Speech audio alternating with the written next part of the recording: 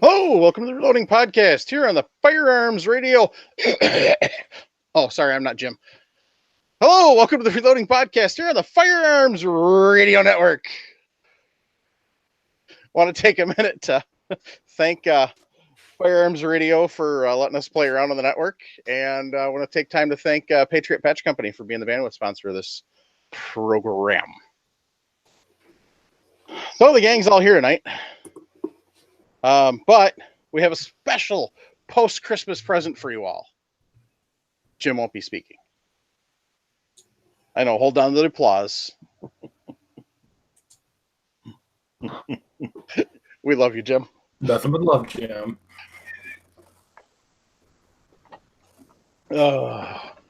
So, what has everybody been up to?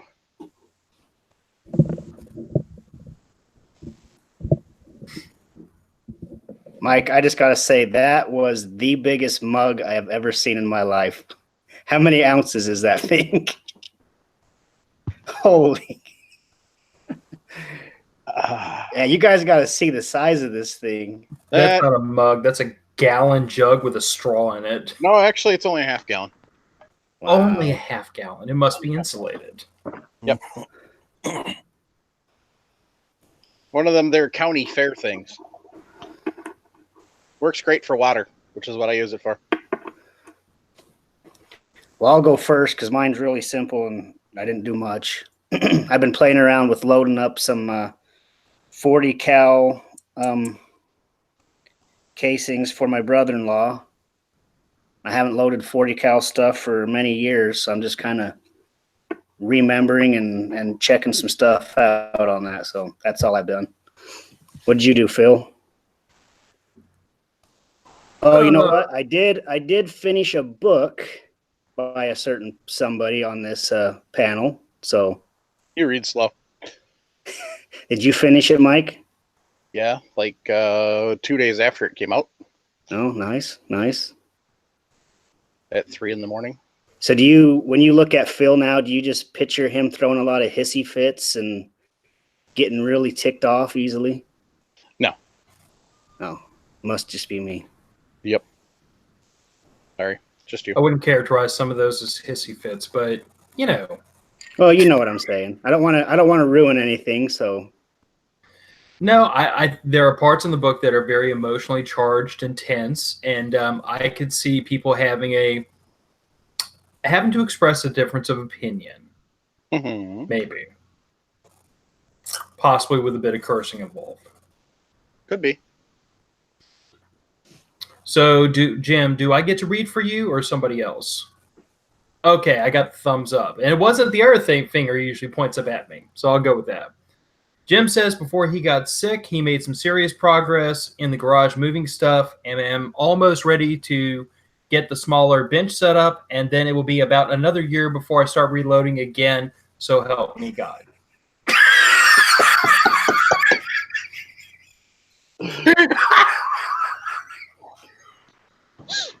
I was about to make my own smart aleck comment. Oh, here you go. You then did it. You got Dad mad. He's putting on his headset.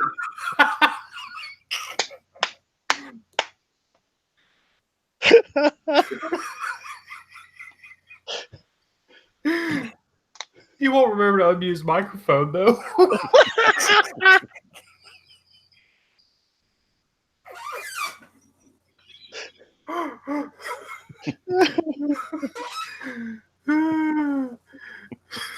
All right, who's got the squeaky chair? It's me. Dang it. Okay, I got myself collected again. That was a good one. Okay. Screw you, Phil.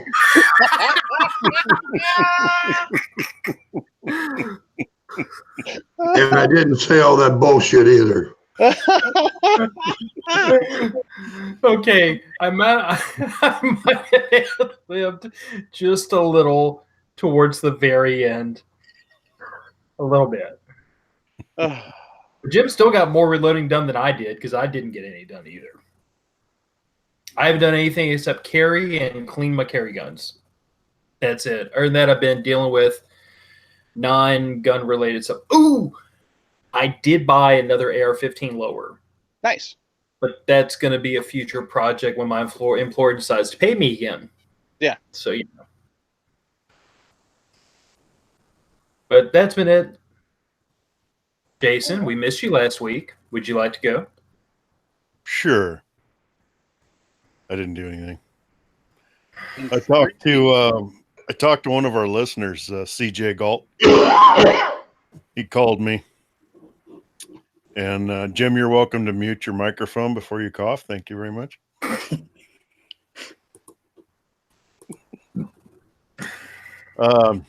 So he called me to talk about revolver reloading, and we had a nice conversation.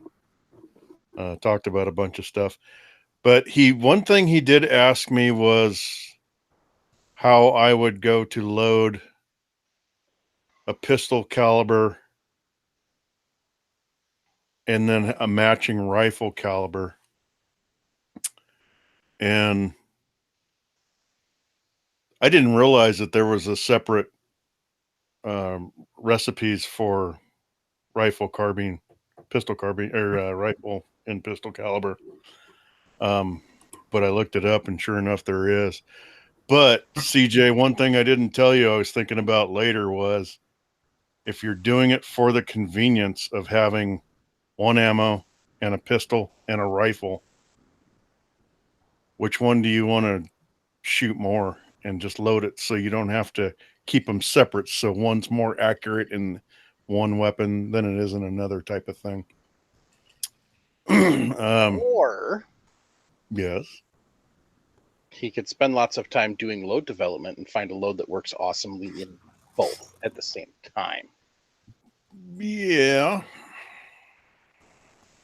That is probable. I don't know how well that would work. I've never tried that. I don't know either. I guess I'll have to buy me a lever gun and pistol caliber and try it out. That's what I was thinking too.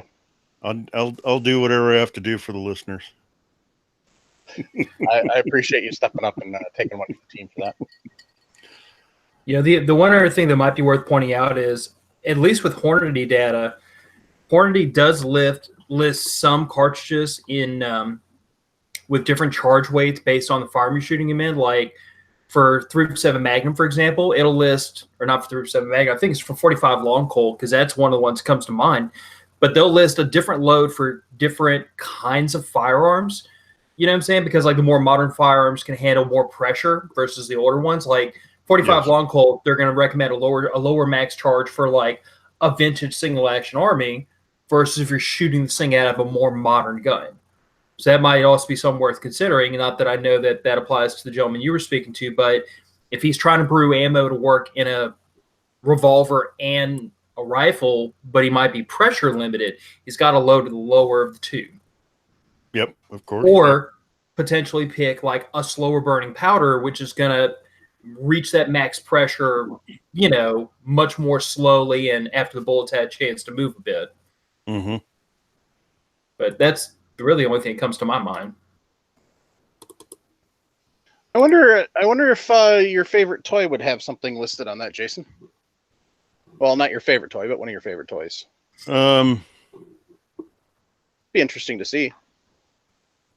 It probably doesn't, but I don't know how in-depth that program is. So I could definitely pull up data for the individual guns via the barrel length, but yeah, as far as finding something that might be worth looking into, I'm not sure. So Paul Nelson, do you want me to look you up a load, or what exactly are you asking there? Because I need a 338 Lapua Magnum, period, not just a load. You want to trade me a gun? I'll look up a load for you.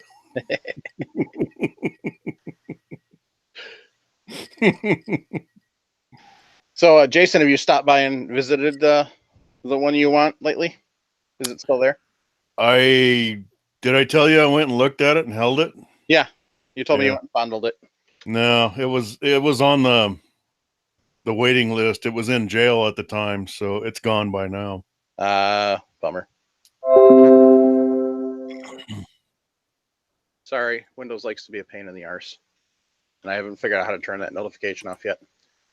And then I talked to Mr. Hookham, I think last night. He was asking about the what do you call that thing?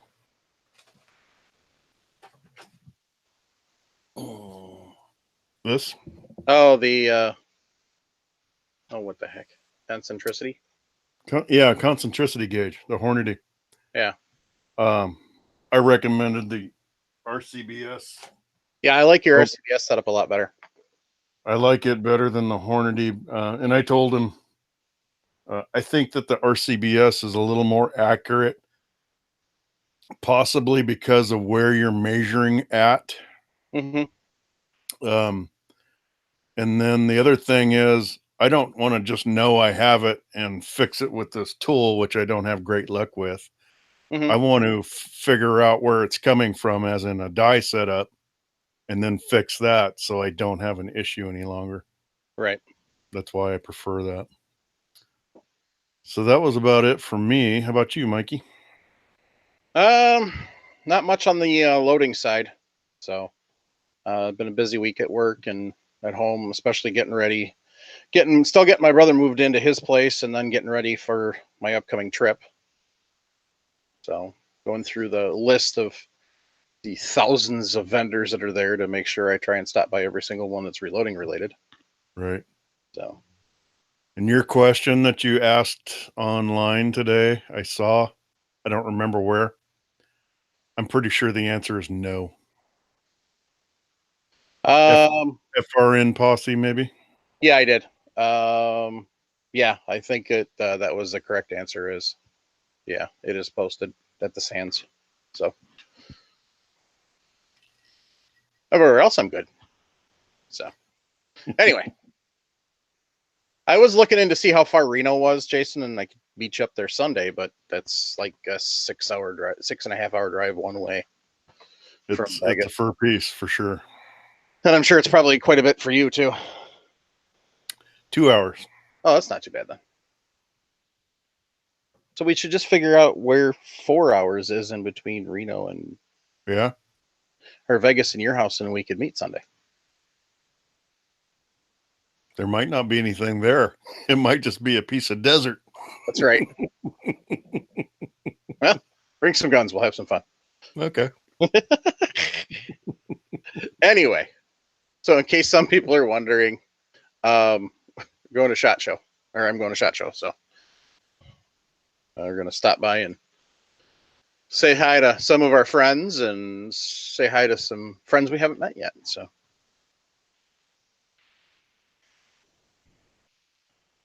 and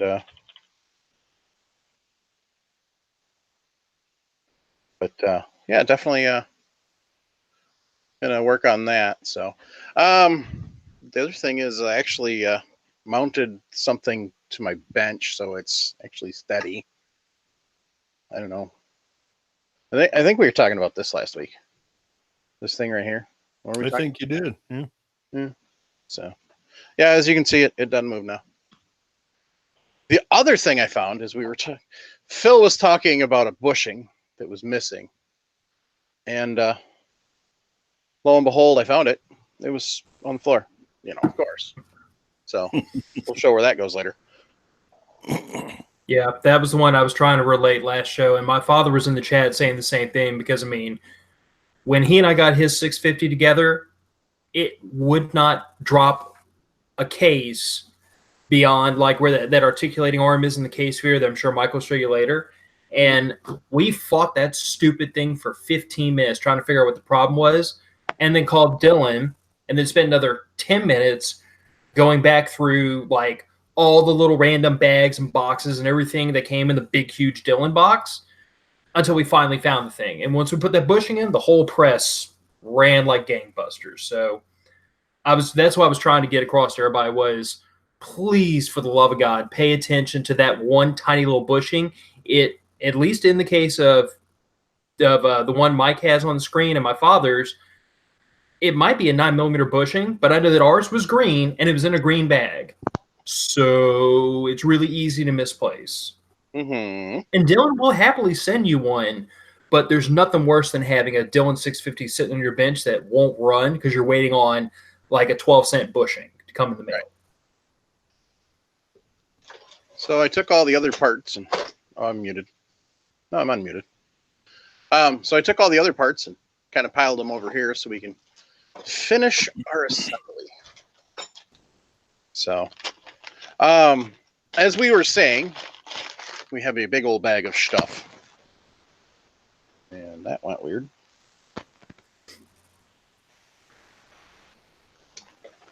Does anybody else hear static? No. Okay, good. Just me then. All right. I set the bag down and all of a sudden everything got staticky, so it's weird. All right. So, Travis, as I pull this stuff out, you want to describe what we got? Sure. So we'll start with this. So that is from Entirely Crimson, and it is a nice, what would you call it? I describe it as a revolver cylinder shaped primer feed tube holder. How many holes is there, Mike, in that? 10. Looks like 10 or 12. 10. So that holds 10 primer pickup tubes. So you can keep all your, yep, just like that. So you can keep all your primer pickup tubes kind of in right there, handy by your press. Keep them organized.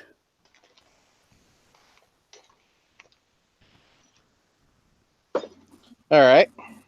So it is a nice big chunk of solid aluminum that Entirely Crimson sells on their website, and it's machined out to hold 10 pickup tubes. Mike, And the that next first tube you thing- stuck in there is your actual. Yeah, I know.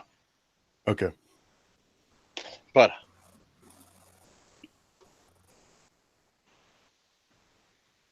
that one, Yeah, so does that come from the factory with large and small primer setup? damn light. Yes. Yes, it does.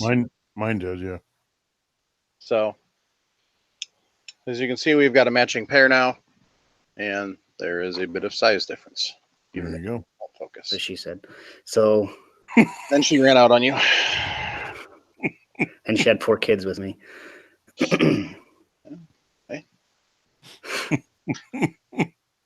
Must be your money. We look at the rocking light. Hey, that actually doesn't affect everything too bad. That's cool. Not his looks, that's for sure.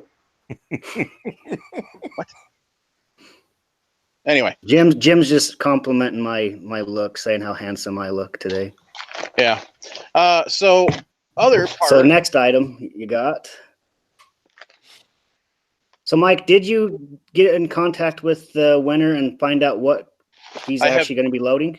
Not heard back from Carl yet. Oh, so what happens? Is there a time limit? If he doesn't respond, you redraw? No, if he doesn't respond, I just send him the 9mm. So, no, the only question I asked was if he loads 9 or not. So, but I haven't heard back from him yet. So, but I sent it through the Patreon. I didn't email him, so I'm going to email him tonight after the show. We'll go from there.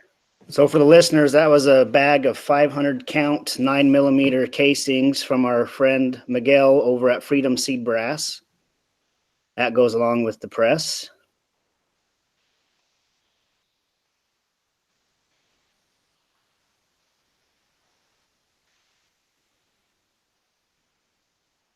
All right, so next up, and you already talked about this a little bit, and we'll show where it goes a little bit later. Is that the roller bearing piece? No, this, The live primer chute. yes. And I've looked at a couple other companies that make something like that, and a lot of guys make them out of plastic. Mm-hmm. And Entirely Crimson makes all of his stuff is CNC cut out of aluminum, Yeah, and you And can see the machine marks on it. So yeah, yeah, gives it a nice little. And you know, the thing is you see the machine marks, but it's actually smooth. So it's not really. I mean, I can run my fingernail along here, and it's not grabbing. So yeah, I do know that you can. else. You guys can go follow Entirely Crimson on Instagram, like I do, and I've noticed he has gotten a bunch of new tool heads for his CNC, and they look like they cut and get rid of any tool marks. If I'm not speaking out of term there. Nope. All right. So we got all sorts of fun stuff here. All right, so those look like they're just. So these are kind of a cool little thing. I'll take one of these out of the bag and get the camera to focus on it. While you're doing that, Mike, on a standard 650, is the live primer shoot that it comes with, is it just like a little can, kind of like the... I will actually show you. I'll try to keep the camera as steady as possible. Because you have like a little cup or something for... Oh, it's a little shoot. Okay. That's all it is. So it's just a little chute here. So it's pretty easy to overflow. Whereas this one, so this is going to sit right here. So look at the depth. So that's going to be a big benefit there, that you're not going to have to spend so much time fishing out primers. So this little beauty right here, and it's going to be kind of hard to hold. So try and do our best with our sausagey fingers. It has Entirely Crimson's logo on it. It's just a little tab with a hole in it. What's this for? Does anybody know? Travis? That is for your locator pins. Makes it easy to pull your pins in and out of the press. And I believe those are 3D printed out of I don't know what material, like an ABS or... Yeah. So this is what it looks like with the pin. And so what that's for is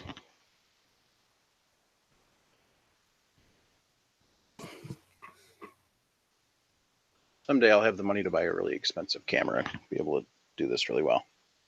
So what this is for is it sits like this, and then when you go to pull your pin, it's like this, and it doesn't go shooting across the room like it does when you try and pop it out with your thumbnail.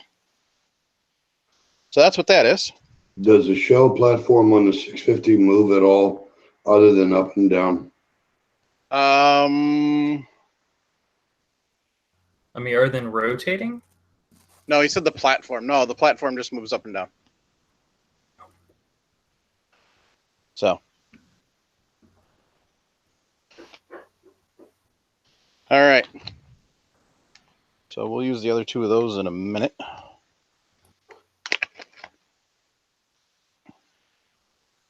Where did I put them?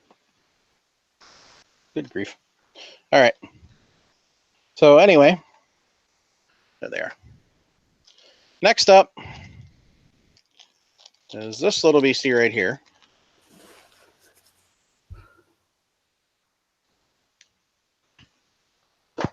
Which I just dropped, so we'll go to that in a minute.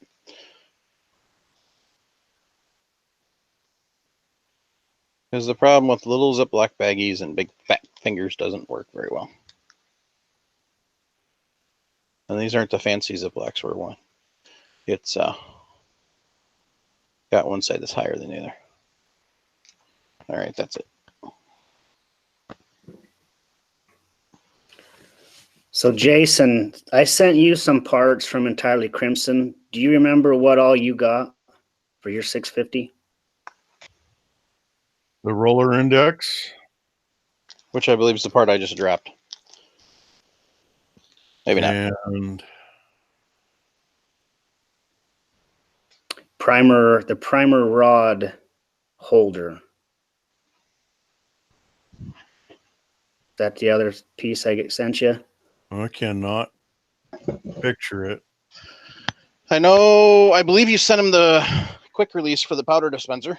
That's it. Yep, that was the other thing. So next up is this. And that is what I just mentioned, the primer rod holder.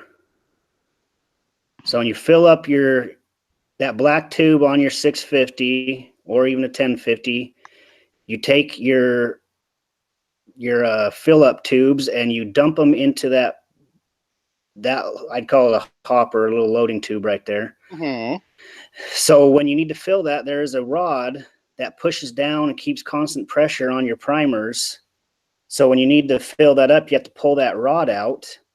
So that piece that Mike has, and he's putting on the 650 right now, when you pull that rod out of the primer tube, you can set it in that little holder that is attached to the primer fill up tube.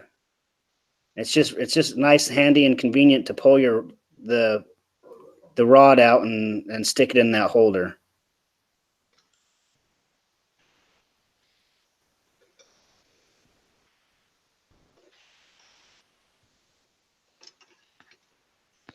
Now, will that install with this? Do you know? Yes. Yep. Okay. Because we'll put that on later. All right. So next up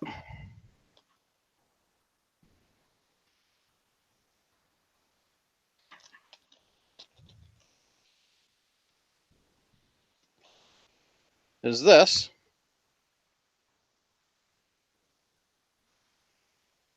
Okay, what exactly was that called again, Jason? You're muted. Read my lips. That is a roller bearing for the I believe it's the index, the roller index. roller index. That's the actual word, the name that is, correct. I think so, yeah. So where's it go? Left side of your machine at the base, you see two pieces of black metal. One's bolted into the base. Left side. You see it? Yep. Whoops. There you go.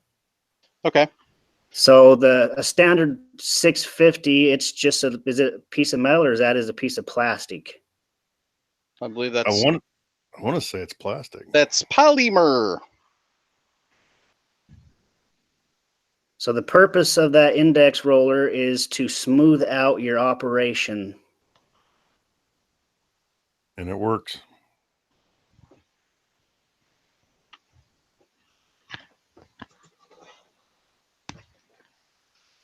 All right.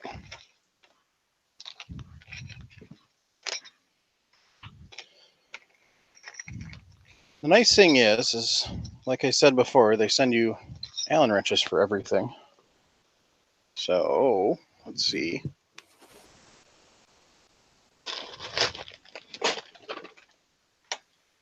Oh, well, it's not plugged in. That's no fun. All right. Hold that thought for a second. Yeah, so that is actually called the index bearing block. And I remember looking at these. I'm on his site right now. And the crazy thing is that little piece is only $10. And it's a little piece of machined aluminum with an actual bearing on there. And it smooths out the operation of your platform.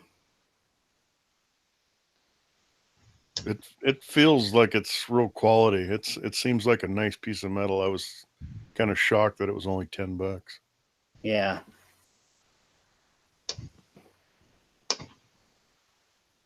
That primer follower holder was the item that Mike was showing us just a minute ago. That is $15. But yeah, when I seen that index bearing block for the 650 was only $10, I thought that was a mistake. But One of the nice things about Dillon that I've noticed is their Allen cap screws are all knurled. So once you get them a little bit loose, they're a lot easier to get apart. Oh no. Actually, gang, this is metal. Looks like it's pot metal, but it's metal. So I'm looking right behind that though, Mike. Is that piece on the platform itself? Is that a cast piece or is that plastic that rides on? This right there. looks like it's plastic. So was that what actually rotates your shell plate when it comes down? It slides along that. Okay. Yep. So then that makes sense that this bearing will really smooth that out, because the stock one is just a kind of a triangle shaped piece that it just slides down. Yep.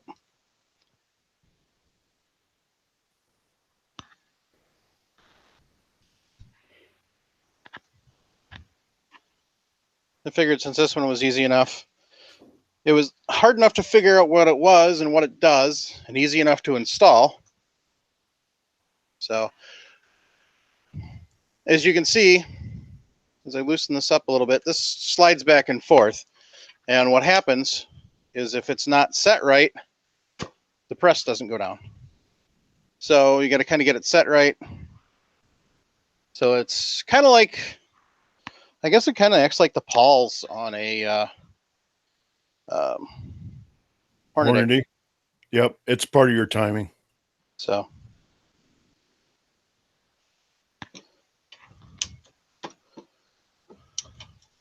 Yeah, that's definitely much nicer.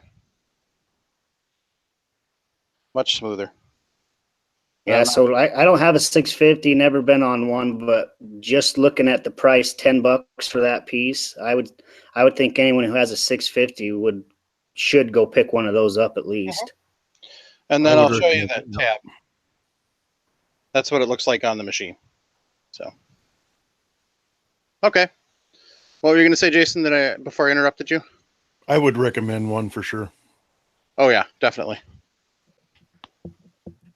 I have only been using the 650 just as I've had it sitting here, but just putting that on, you notice the difference. All right. Just a quick recap that the enhanced live primer shoot, that is $45. That would make sense. It's quite a bit chunk more. Yeah, a lot more machine time on that. Yep. So I think besides that 650, Mike, the guy who won that's getting at least $100 worth of Entirely Crimson add-ons. Nice. Nice. And as you can see here, I'm pulling the screws out where the primer chute goes. So we can put that puppy on. Remember, boys and girls, lefty loosey, righty tighty.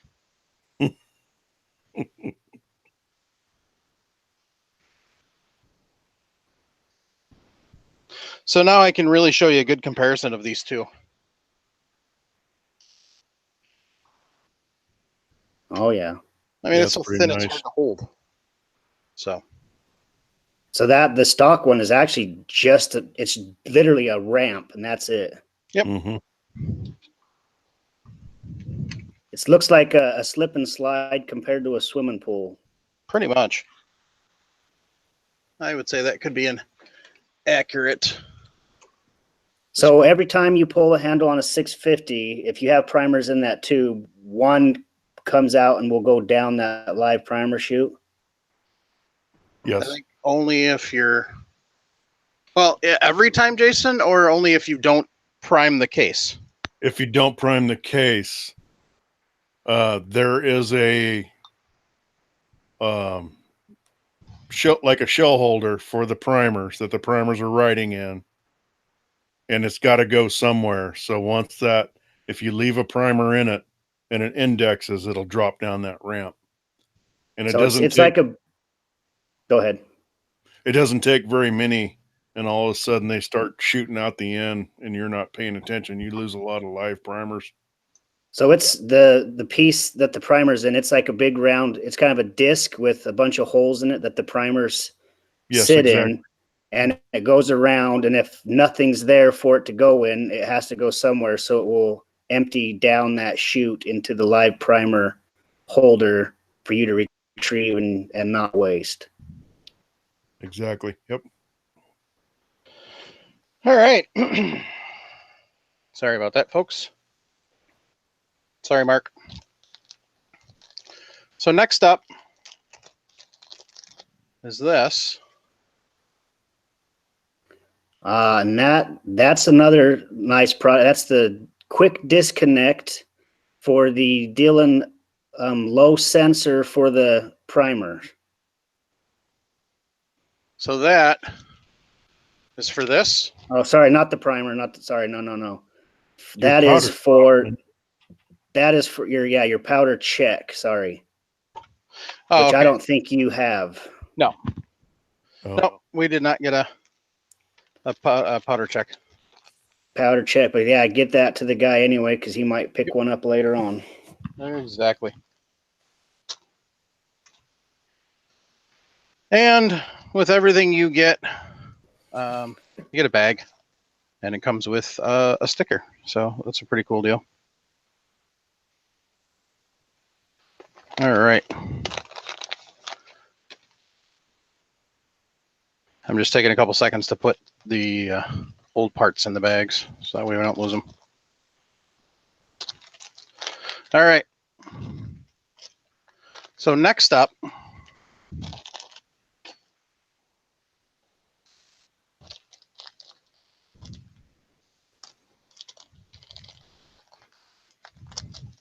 is this little beastie. Okay, yeah, that's another nice thing. That is the chute. You got to put like a PVC hose, or not PVC, a hose right on the end of that. Yep. So, okay, hold that back up again, Mike, with the stock one you had in your hand. Yeah, so that box, that little box right there is where all the spent primers go, and if you're doing a bunch, those fill up pretty quick. So that right there replaces it, and it's the spent primer chute. So you can run a little hose down into like any kind of container you have. So like a lot of guys, we run those into like a 2-liter bottle or some kind of container, so you don't have to keep emptying that the old primers out of that little container that they send with it. So basically you unbolt that bracket right there where those 2 screws are. That whole bracket comes out, and then you put this in its place. Yeah, what's the material of the hose I'm trying to think of though? What do you call it? Oh, you could use silicone, but that's kind of expensive. Probably just regular old vinyl. Yeah, just clear tubing, just a clear tubing. Just go to your hardware store and ask for vinyl tubing. Yeah. That looks like it's 5/16 diameter. So. And that is $12 for that right there. And on my 1050, it looks very similar. That little container for the old primers is kind of what was on the 1050, and that filled up on me pretty quick. So that doesn't work on the 1050, but I've got something very similar on mine, and I run it down to an old kind of a cat litter bucket.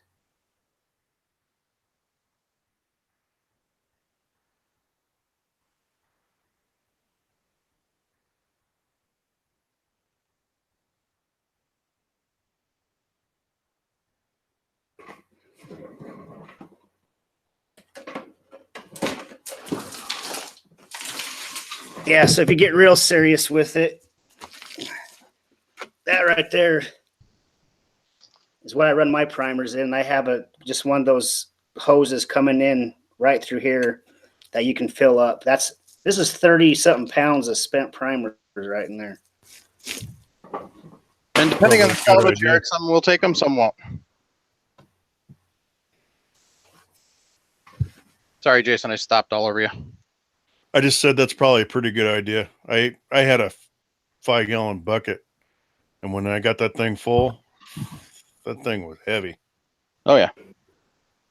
How long did it take you to fill a 5-gallon bucket? year, maybe something like that. That's some serious reloading, Jason. Jason it was used to be reloading the ammo for the invasion of Normandy. I'm behind No, enemy lines. I got to be prepared. Bet you do. No, Jason was for Incheon. He wasn't quite old enough to load for Normandy yet.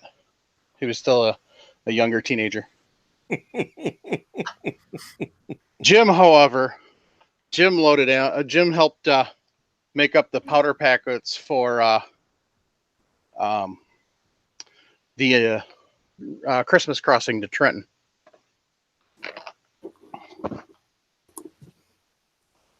So.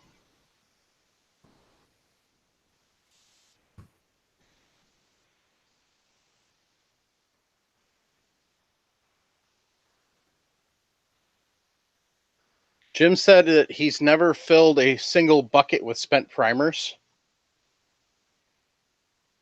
I'm not sure where he's putting them, but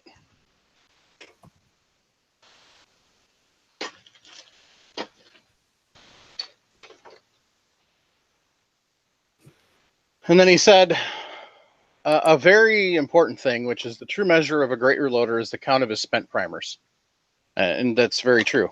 So if you don't have a lot of spent primers, you probably haven't been doing a lot of reloading, or you spend a lot of money on brass.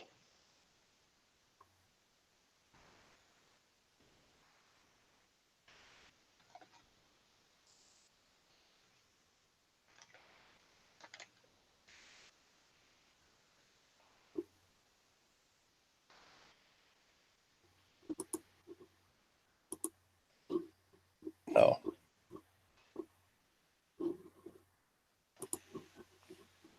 Yeah, I was just checking the chat.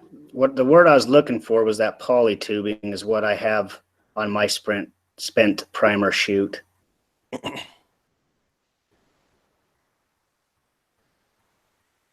Okay.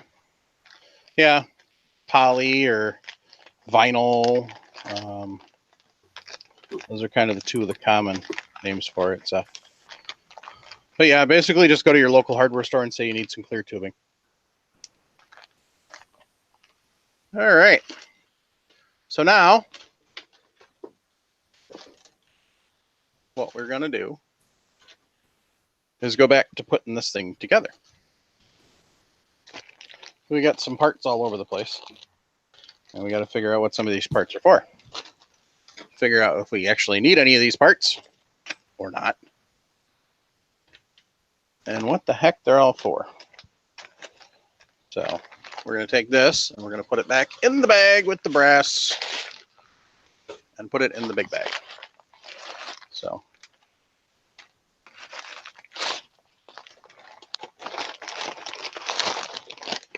anyway,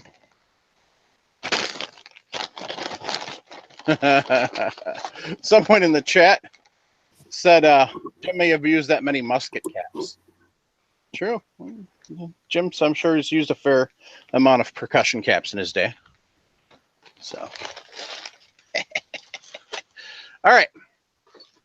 So since we mentioned and showed this, what the heck is this and what do we do with it?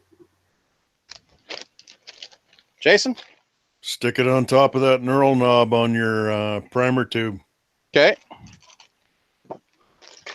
And that will beep annoyingly when you run, just before you run out of primers. So if I put the battery in it right now, it will make an obnoxious beep. Me. Oh, hell yeah, we should do that then. It's annoying, but I found that to be one of the best alarm systems on the press. It is. Yeah. Like I've got one on my 1050. I got that one for the primers. I got one, the powder check, and I have one for the in the powder dispenser if it's low or not. All the other ones you can kind of keep an eye on, but the primers, if you don't have that, to me, I always forget, and I'll run out of primers if I didn't have that on there. So Jason, is it supposed to slide all the way down, or is it just kind of sit there? It goes all the way down. Does it? almost to the very bottom. It looks like it's not all the way down, Mike. I can't. No, it's not. But I'm not going to force it. So There you go. there's your annoying sound. Jason, did you put anything on top of your plastic rod to weigh it down a little more? No, I haven't.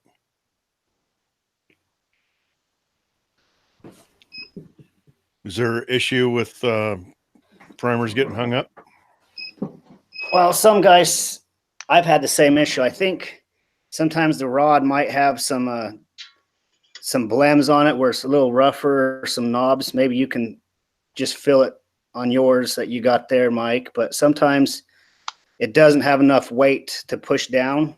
So like a lot of guys will put like a 45 case on there. I've got a 458 SOCOM case on mine just to weigh it down a little bit more. Yeah, there's And little mold And marks. it looks cool, so.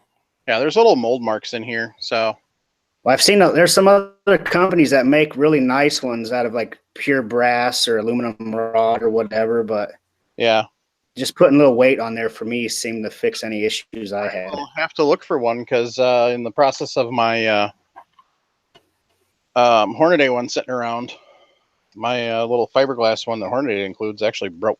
So I need a new one. Mm. Anyway, so yeah, that's where the primer tube sits. And then you've got your primer alarm, which we just did for demonstration purposes. Yeah, and Mike, when you pull that rod out, will you show how it goes into that little holder from Entirely Crimson? So if Yeah, I'm going so to go fill primers, it just sits there like that. And we'll get a close up. Yeah, and for me, I think that keeps it so you don't lose it or set it somewhere where you can accidentally break it. Yeah, and the nice thing is, if you forget to put it back, it's not going to jam on anything with the way it's sitting. So that's the nice thing about where that is. So yeah, that just kind of sits like that and chills. All right. What's next, gang?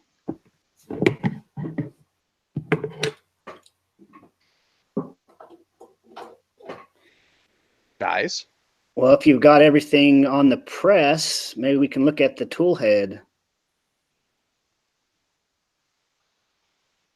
Nice thing is, two little pull pins, and the tool head slides out. And so here is your standard Dillon tool head. I forgot to realize I just had it locked on the wrong camera. So I'll show you that primer tube again. So there's the holder. And you see it sits there and it just kind of hangs out like that. Sorry, I forgot I had the camera locked on Travis when he was showing off stuff. Okay, so just two little pins are all that hold the tool head in. And they go through those little holes on the side. Here's your threaded holes, center hole, and then an extra hole, which we'll explain later. But it tells you your stations. So 1, 2, 3, 4, and 5. And that's going to be the order you want to put your dies in because that's the way it rotates. So then it just slides back in. Well, the nice thing with that tool head you got there with that hole right in the center is I know there's some companies that make lights that you can stick in there. Uh-huh. So you can illuminate your the company show plate and see what's going on. It actually makes different strong mounts. Actually has a couple of different options and they're really nice. So that just slides back in like that. Put your pins in. Now, when these come factory, they've got a rubber band that loops from here down underneath and all the way over to here. Make sure you take the rubber band off before you try and use it because otherwise it gets in the way of the dies. I suppose you could route it around, but anyway. So, all right. So in the conversion kit, it had a couple other things which we've already showed off. It had the pins, and then it had this thing. What the heck is this for? That is your powder funnel. Oh, And it looks like that one is for a 9mm, so it will also flare your case out a little bit, depending on the depth you set it at. Inside your so die. it goes up in here, huh? No, it goes Well, it the other fits way. like that. So Yeah, it drops through the top. yeah. So what you got to do is you're going to take this all apart.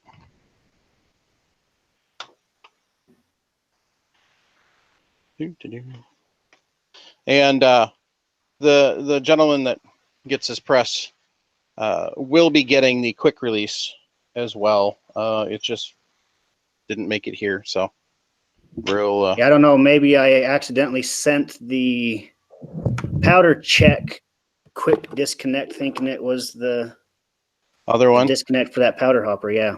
It could be. Oh well, no biggie. We'll make sure Carl gets it. So what that quick disconnect is, instead of having these screws, it just locks into place and then you can pull it apart instead of having to undo these screws the whole way to get this to come out. So now what you do is you take your fancy little powder funnel and drop it down. So, and then that hangs down, and then this here sits on the case mouth. And then if you want to use it to flare it, you can use that. And that's what it looks like inside. So, and for those of you who wondered what the bottom of the powder hopper looks like, that's what that looks like.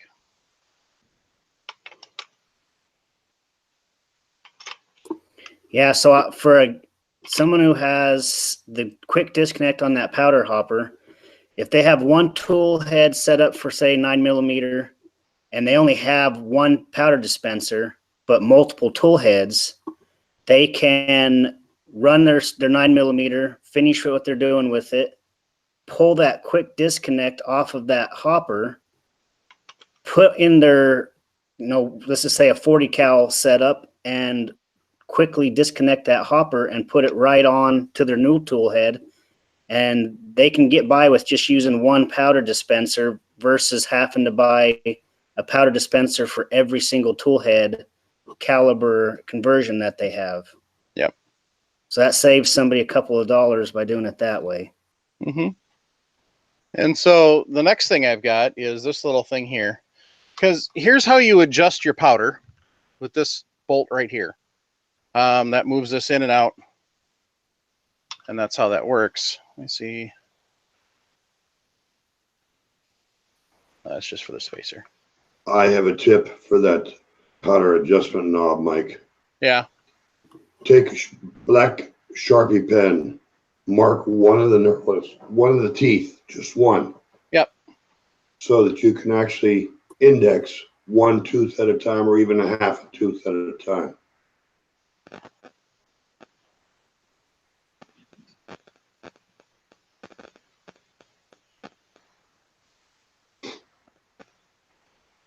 I even went so far as to put arrows in the direction of plus and minus. Uh-huh. You know what I just figured out, Jim? You sound like the manager from Major League. If anybody's ever seen Major League. Anyway, so back to what I was showing also. So when you adjust that bolt, it moves this plate in and out, and you can kind of see a little bit underneath. It's got a space on it that it threads into. And so it moves this plate in and out in this cavity, and that allows you to either drop more or less powder.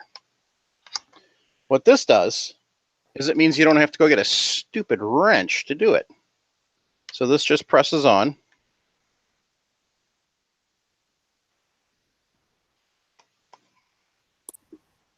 Like so.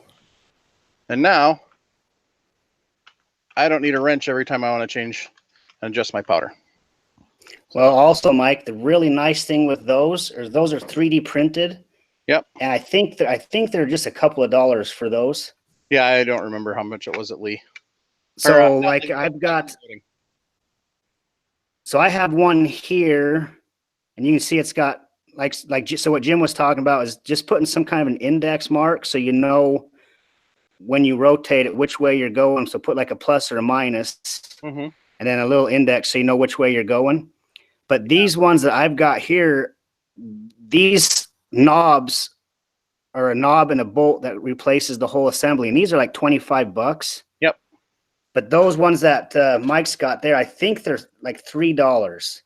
Yeah. And from what after I've gotten these, I've picked up a couple of those, and those knobs that Mike showed are just as good as putting one of these more expensive ones on there. Because all it's doing is replacing that bolt, so you can just grab it with your fingers and turn it. And those things right there, they're just as good as getting one of these more expensive knobs.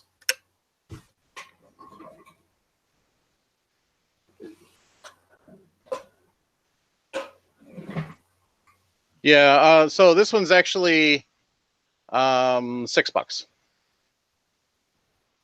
for this one from Titan Reloading. So, but if you've got a buddy that's got a 3D printer, I'm sure there's plenty of patterns out there. You could find something and make something like that. So, heck, you might even find one that's actually got numbers on it. So, well, so I'll tell. There's a guy on Facebook. His name's Carl Bibb. Yep. You have to go to him and request to join his group. But I think he sells his knobs for $1 or $2. Yeah. And they're the exact same knob. yeah, it's a basic standard knob. So, yeah, I shouldn't have locked that down. All right. So what's next? We want to mount the powder hopper first, or do we want to start putting the other dies in? The other dies, or that will be in the way. All right. Unless you had the quick disconnect, and you can just pop it right off, but it'll be in the way of the other dies right now. Well, I've learned that if you don't tighten your bolts down like a horse, really hanking on them, that you can actually just keep it finger tight, and you can just do this, and then it drops out. So then you can pull it off. But anyway, so when we actually go to put the press in, or put this into the tool head, we're not going to have this attached because this rotates and then it's be a pain in the arse. We're just going to have this connected. So anyway, but now to the dies. Oh, behold, Dylan Carbide Progressive Die Set. All right. So there's a whole lot of crap in here. Now, where did I put those destructions?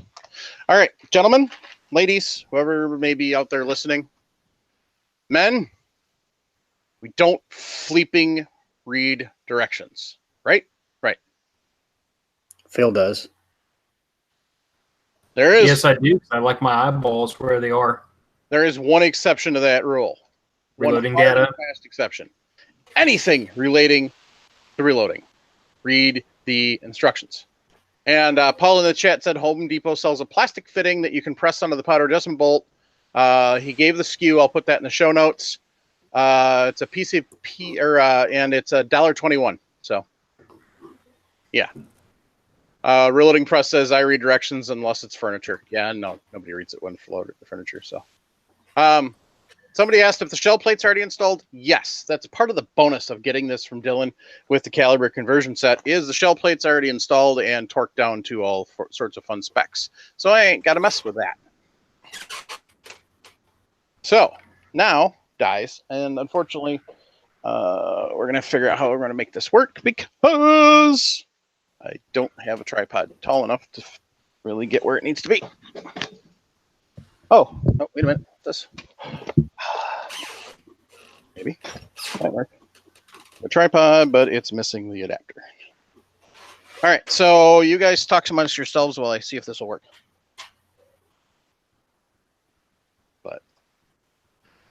And okay, so basically the next step is seating the dies, right? I mean, we do need to fill the powder, or we need to fill the primer tubes too, but we can do that after.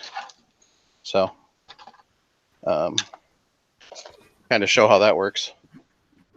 But for the most part, setup of the press is actually done.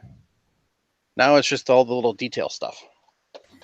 The way I actually set my dies when I set up my 550 is I set up everything with, like, for example, on the sizing die, sizing, decapping, everything to do with that, including primers. I all set that up at one time. Then I index around. I go to the charging station. Charging station, case mouth expanding. I do all that. Bullet seating, that's station 3. I do everything there. And then so forth with station 5, or 4 rather. That would be crimping in my case. Okay. Yeah, with the progressive like that, as long as you start and do one die, one setup at a time, you'll be fine. But if you just start threading all your dies in there, you're going to get mixed up and cause yourself more issues. So like Jim said, start off with one die, get it adjusted where you need to, and then advance on to your next step and so forth.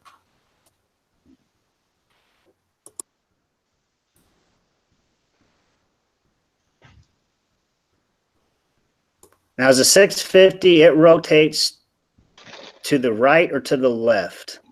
Clockwise.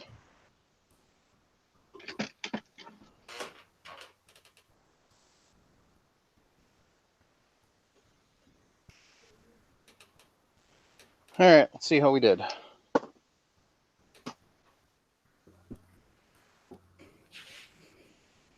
Not bad.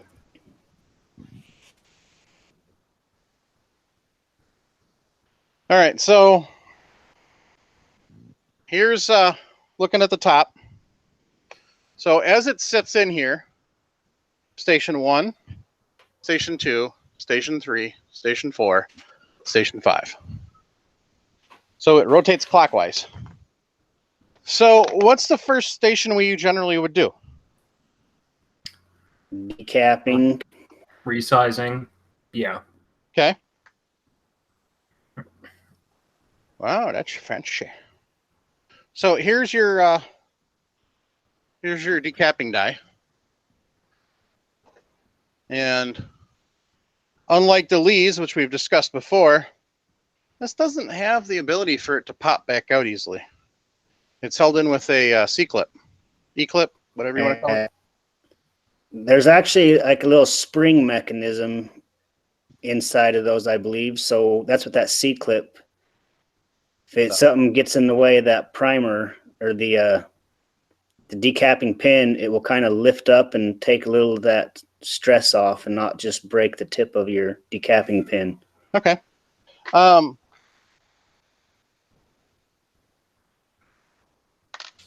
That's C, Mike. What? That C-clip actually serves to drop the decapping pin back down, and actually causes a little tiny shock wave to go through it, which knocks off the spent primer. Oh, okay. Okay. So unlike some of the other ones, see if we can get better light here. There isn't really, doesn't sit in there deep at all. Some of the other decapping dies, you can adjust the depth on that, and some of them sit a little deeper. But that center spindle is right there at the edge. So we're going to put this in 1. Now, do we just crank this thing in and see where we go? I would bring your shell plate up, Mike, Okay. No. and then run your die down just before it touches. Put around the brass in that shell plate, and then screw that thing down until it touches the inside of the case head, and then back off about a quarter of a turn. Okay. Otherwise, you're going to damage something right off the bat. And we don't want to do that because it's not my press. So what we will do, because we like to have fun, is we will first remove this because we have a bushing to put in here.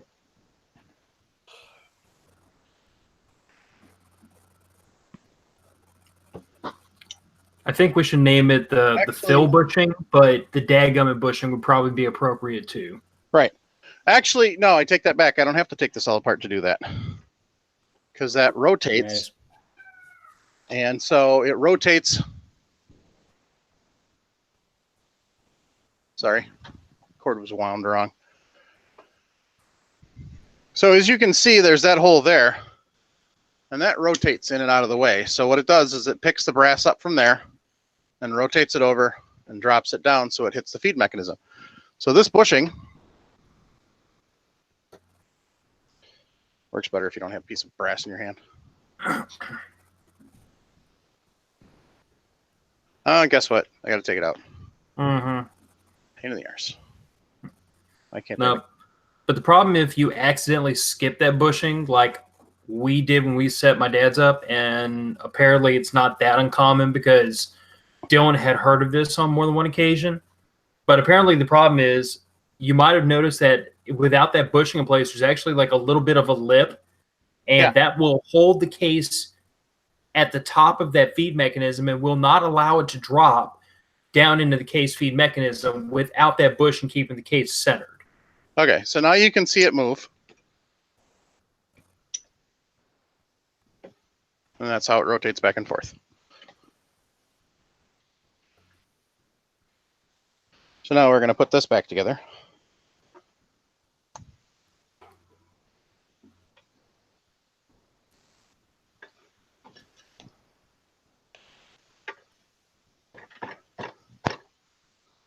Hand strength only because you don't want to break it. So now we can take said piece of brass and send it on its merry way.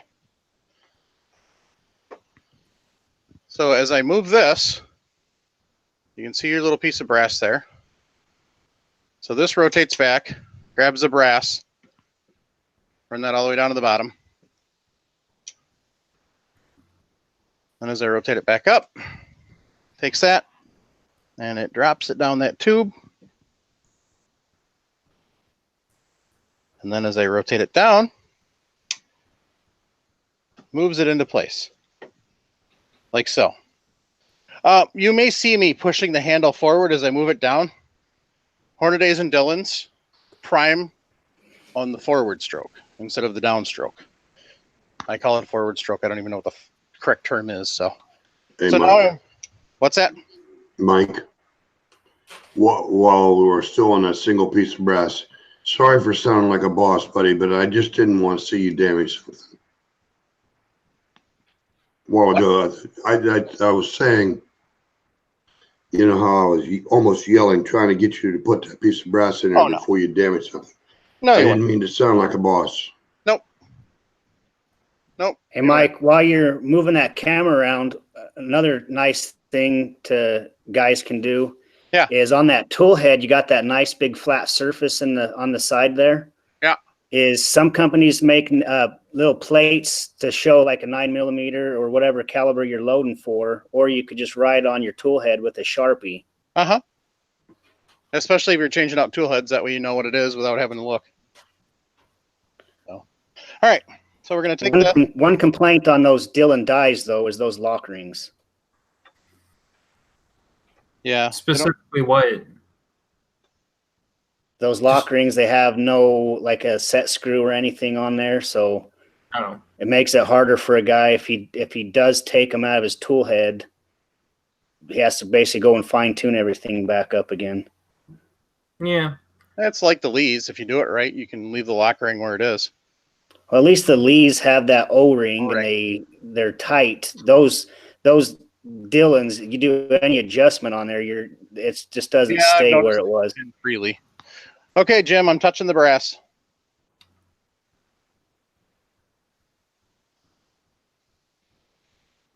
So now, Can you see the bottom of the case? Can you can't because it's on the shell platform. Yeah.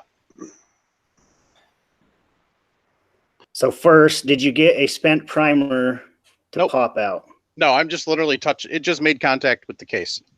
Okay. No. I haven't, because in order to turn this down, it's going to literally size the case. as it sits right now. So in order to actually get it correct height, I'm going to have to move it out of the way. Correct. Just like with a regular single stage press, you just do everything a few turns at a time, or a quarter turn at a time.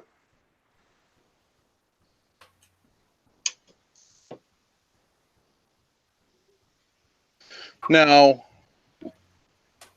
what a lot of people will do is they will say, and the directions actually say, what you should do is run this up and then run the die down till you make contact with the shell plate.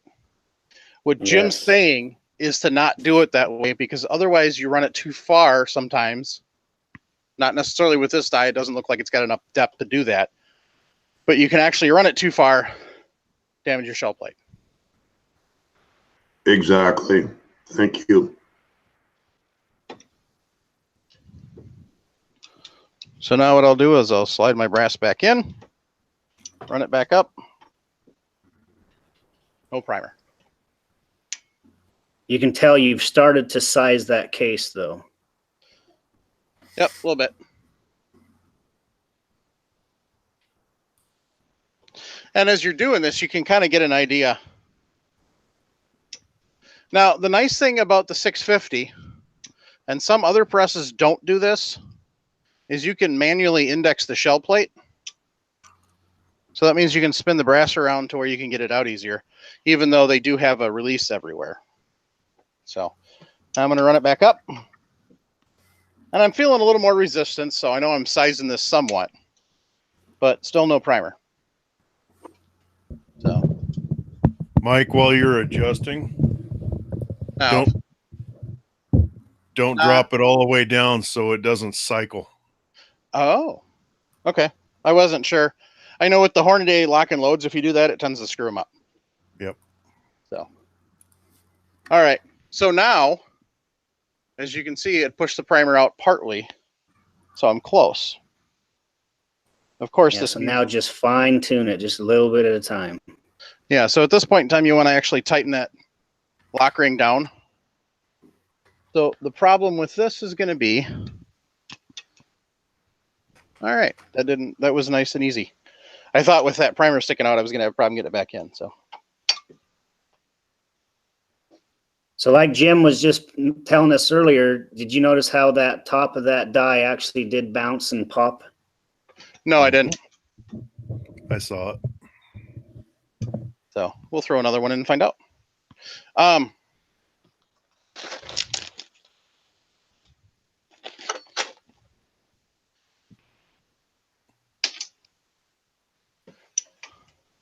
What I did notice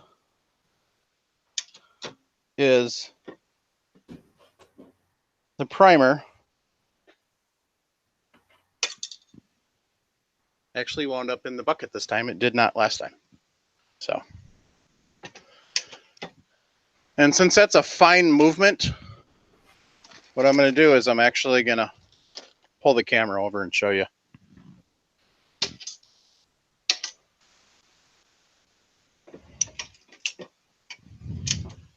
Now, here's something.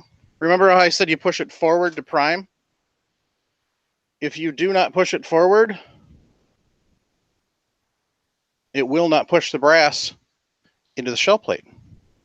Mm-hmm. So you got to make sure you push it forward.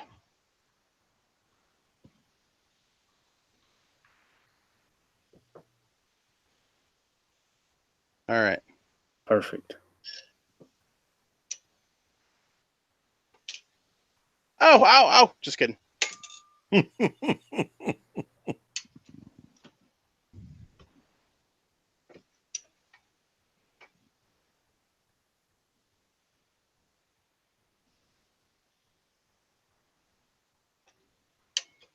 Well, that didn't sound good.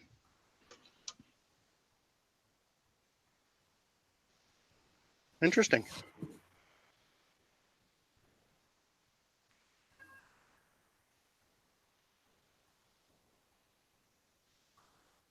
So that's goofy.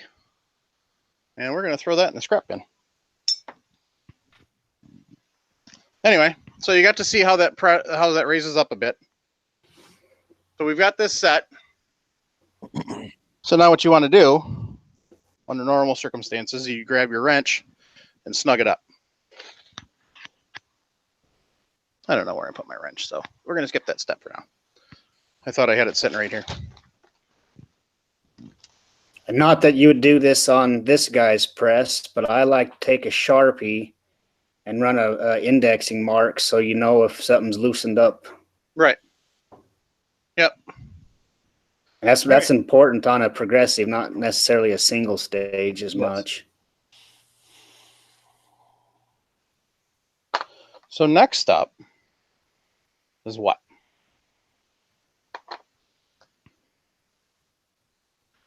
What do we put in station 2? Powder. Powder. So we got this.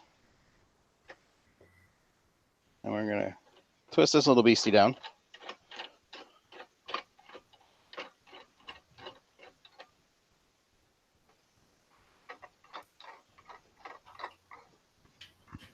Now, to get it twisted on, you want the hopper off. However, from this point on, you're going to want the hopper on. The reason I say that, and now I know what these stupid things are that I've been wondering about. Extra lock rings. Anyway, that comes with the actual press. So the reason you want the actual hopper on, if you don't have it set right, the dispenser will not move up and down like it's supposed to. Will it, Jason? No. And you won't know how much flare you're getting on your case either. Correct. All right. So this I'm putting on. These you can just do finger tight. They don't have to be horse down. It's just to keep it from coming off when it moves up and down. So on this side here, we got these shilly little levers. What are these for? What are those levers for? That is for your fail-safe rod to go into. Fail-safe rod.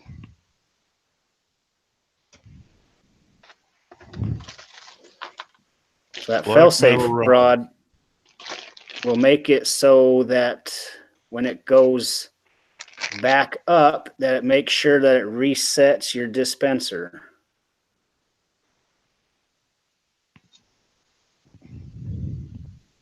Now on a 550, these are straight. On a 650, however, they're not because of the way it sits. So what we're going to do here quick, slide this over here. And so this actually has to go into both of these. So yeah, go in from the left-hand side. Line them up like you're doing. Go in from the left-hand side. okay. So through this way. Yes, sir. Oh, okay. Like that. Except for lined up. So I'll show you afterwards because I can't hold the camera in. Now let's set this over here.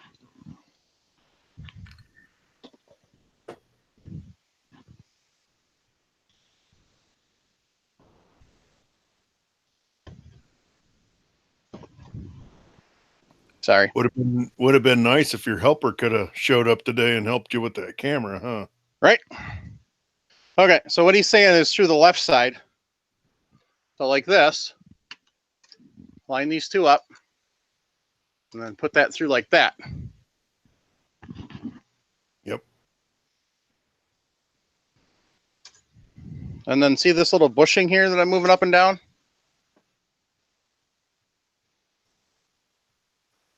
Travis says it's like watching Blair Witch movie. Sorry. This goes into here. And it's usually set for a certain adjustment because you want to pull that back down. Yep. So the easiest way I found to do this, usually they're pretty set from the factory, is actually move the plate up a bit. Good grief. Slide that over and then lower it down. and the bushing pops into where it belongs. And it is a fairly tight fit.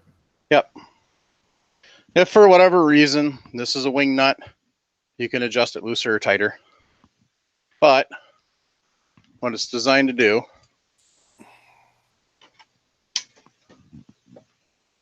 is, oh, I need some more brass and I closed the basket. Blue screen, because we don't have green.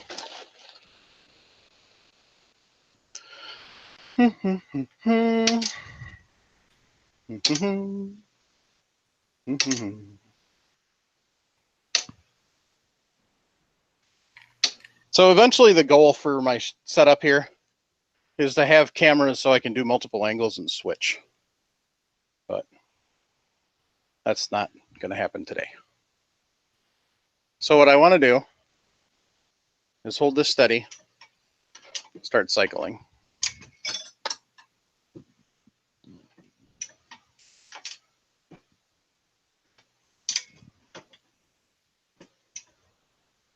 And then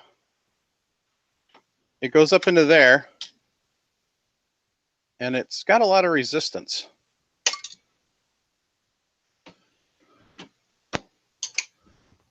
Okay, so did your powder dispenser, did it function fully? Yes, it did cycle. But I'll show you again. So what we want, no, this time it didn't. So it didn't reset properly.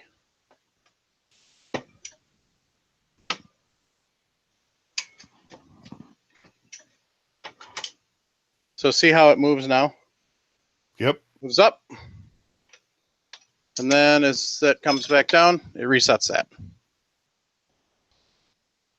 Perfect. Now, how's the flare on your brass? Mike, I think you need to adjust that size die a little bit more. I think so. Because that's And, like a goofy primer. It's been a while since I set one on my press, but some of the guys are saying it actually needs to touch the shell holder. Okay. Jim, 550 and 650 are exactly the same as far as that goes. Do you touch the shell holder or not?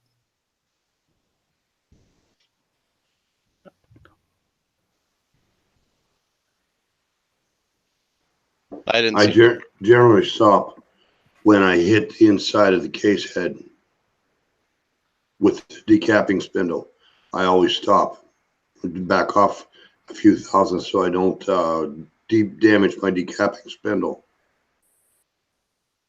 Okay. I know for me, I'd run it down until it touched and then just slightly back it off. Yeah, I'm thinking that's what I do too.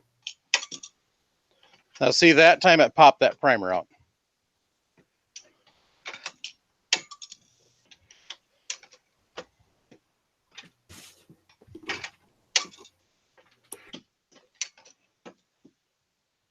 Yeah, so now it's getting a primer pop.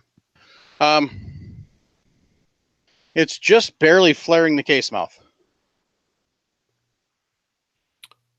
Enough or not enough? We're gonna find out. And that also depends on what you're loading. Are you loading cast bullets or are you doing plated?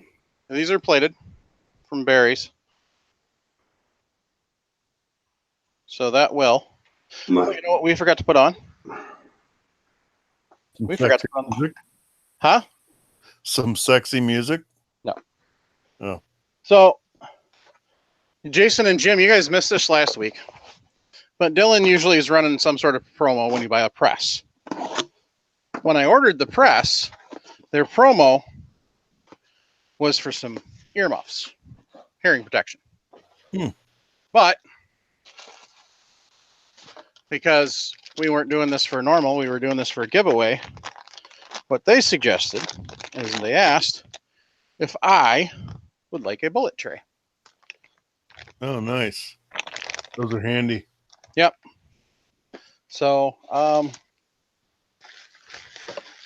this is pretty heavyweight plastic. So we'll see what we got to do to put this on. So now this mounts onto the strong mount.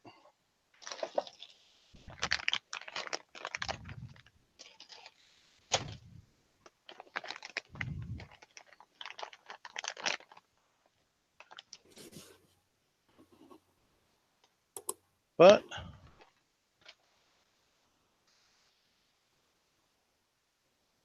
it looks like it uses holes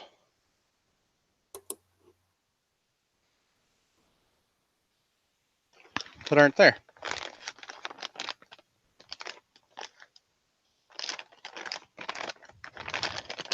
So that's interesting.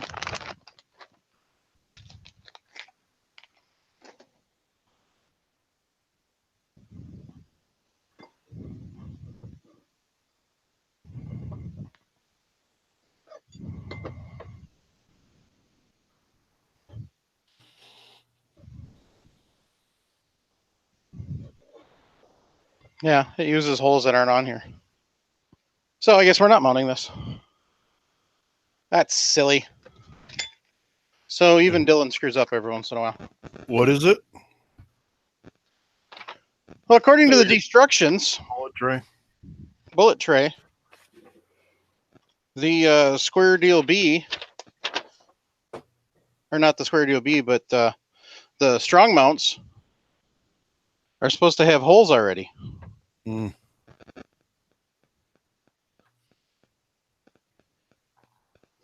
But it doesn't.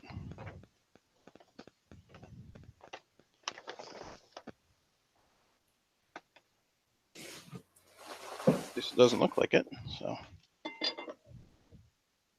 yeah, maybe. Okay, so yeah, I got it lined up now. So this kind of sits like this, and nobody can see a dang thing anyway, I'm sure. Now you can. So this sits like this. You notice it's angled because the bullet tray sits like this. So it's angled a little bit so you can use gravity to get it in and out easier. We're not going to put it on now because I'd have to take it back off to ship it. But yes, Dylan did not screw up. The holes are where they're supposed to be. I just wasn't smart enough to figure out. So there. All right. So normally you'd have the bullet tray sitting right there. So you can put that on. Unless, of course, you're fancy. Then you get a bullet feeder, like Mr. Bullet Feeder. And it's a big hopper setup that automatically feeds it for you. So, but we're not that fancy.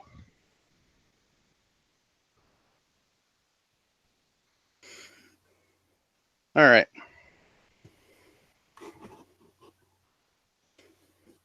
So it doesn't quite flare it enough because I'd like a little bit more flare. So how you get more flare, loosen up your lock ring, hold your powder dispenser, and you may actually have to take this off to get it to turn. Sometimes you do, sometimes you don't. But all depends on how it's sitting and everything. See, this is why that quick release is so nice. Because then you don't have to bother with this.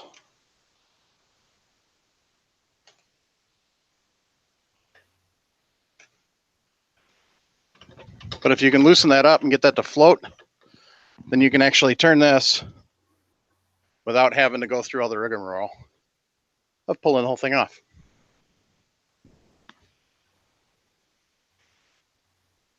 So now I want to pull these two brass out with my handy tab holders. That's so easy. Putting it back in. So now I'll run that up. And this is doing two things at once. It's flaring the case mouth and charging the case at the same time. I don't have powder in this because we don't want to have the hassle of trying to ship it with powder in it. So then it goes back down and check and see if that bullet sits. which it's still a little bit, yeah. So what we can do then, you cannot rotate the shell plate backwards. Just remember that. So go through and do all the adjustments again.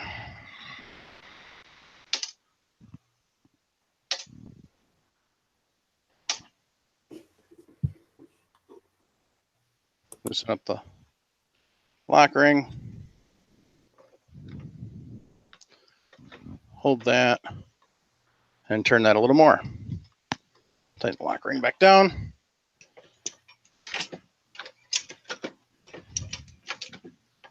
And go ahead and cycle the press.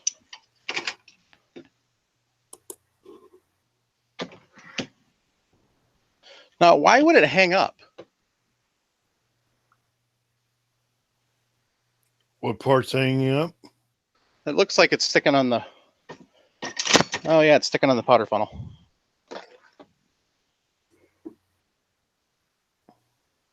So. You're going to hate me for this. But No, is it possible you got the powder funnel down too far? Because you really turned it a lot, and it looks like this is from 550 experience, not 650. Right there where your fingers are, you don't have much left. It looks like you've got it actually driven down too far. Well, you can back it off a little bit, but it was hanging up before. So I just was moving it so it didn't look like it was hanging.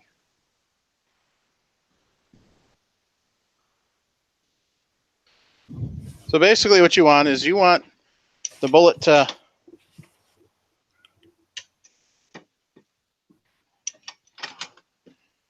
sit there while you're moving the press around until it gets over to the seating. And if it won't sit, now theoretically, you would be putting it on right before it goes into the seating die. So what I've got it set for now is fine. All right, so what's next?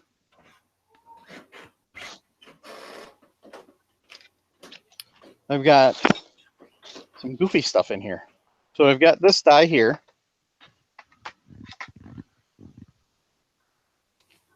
And this one says crimp on the bottom. Open on top, looks like a crimp. Yep. Now, the other one I've got in here is in pieces. So I've got just a barrel. And then I've got this piece here. And this one says seat die. Bubbled.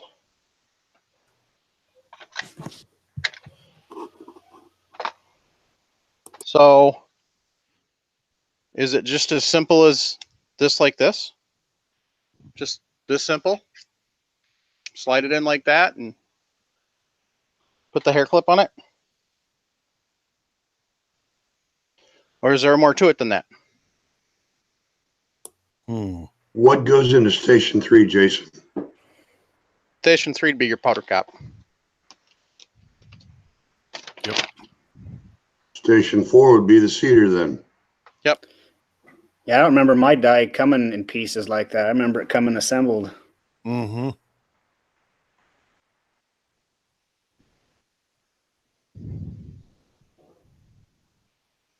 But you should just put that clip on, I believe, and that's, I think that's all there is to that one. Well, that's why I'm looking. Because as I look at the destructions,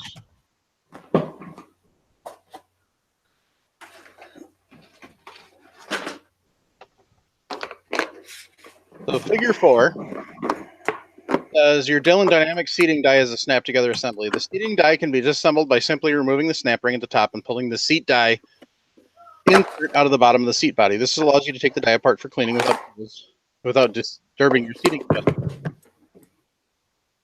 So it's a double-ended seating stem,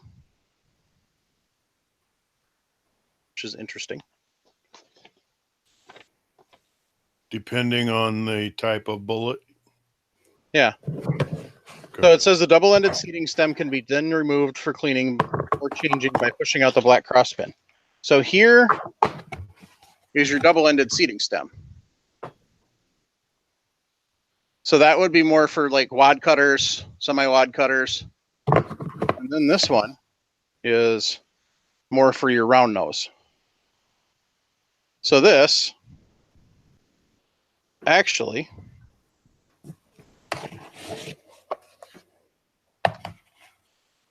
this pin, set that right there. So this actually goes in the center here, up through the bottom. Hold it up a little bit, Mike. Yep, I'm going to show it better. I wanted to see how it fit before. Okay, so this goes in. It's got a bigger side and a smaller side, just like the die has a bigger opening and a smaller opening. So that goes in like that. And then take your pin, line it up, and the pin goes through.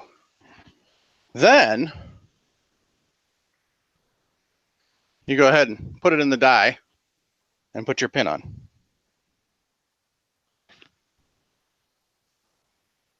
So now,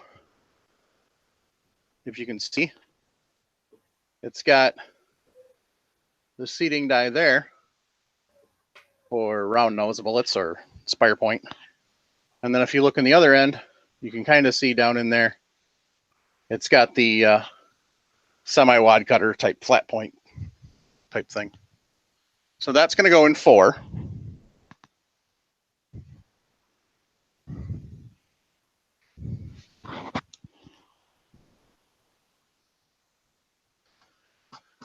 All right.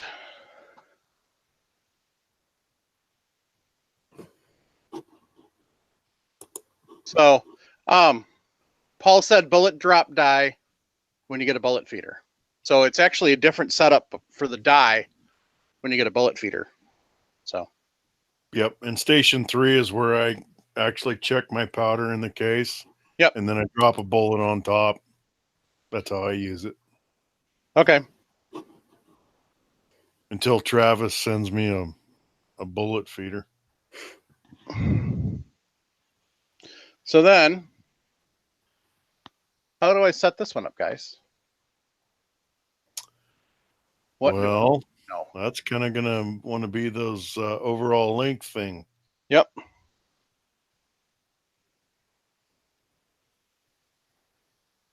So I like to put, if you had a already loaded cartridge with your overall length, put that in there and just run your die down till it touches.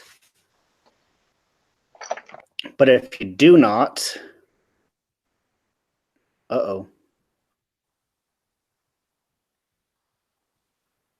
looks like I'm back. Somehow I got kicked. So I just happened to have a box of Winchester White Box that somebody bestowed upon me. And since it's factory COAL, works perfect for this. So we take our empty brass out.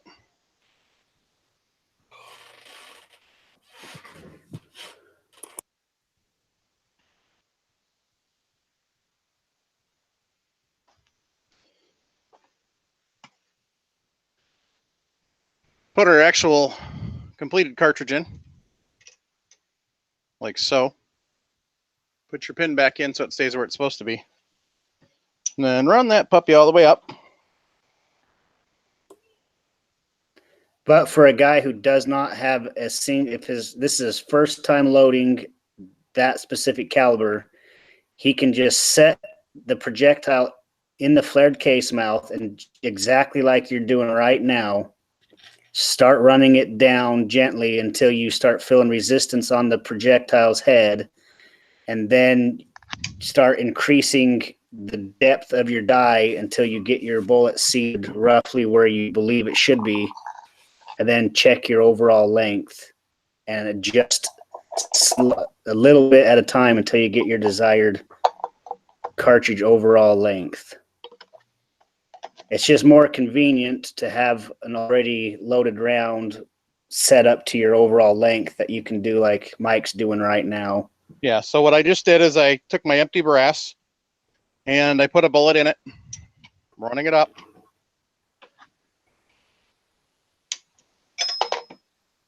And then seeing if it's seated or not, which it did not.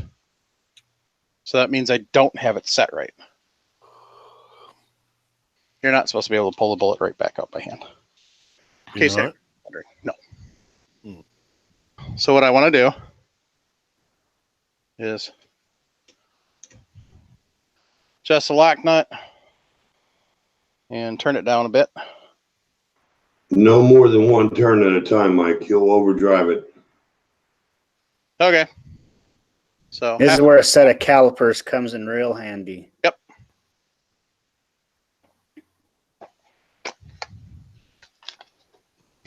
Ta-da!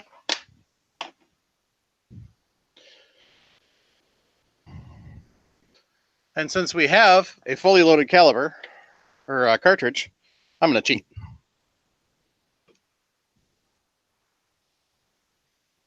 Get it set up.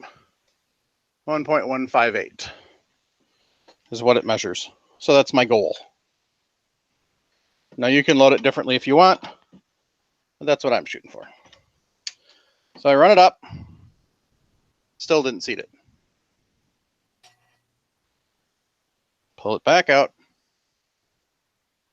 Reset it. Mike, that's the second time. There might be another issue. Use those calipers and check the OD of the case mouth of the empty case. Yes, that case right there. You might have another issue going on.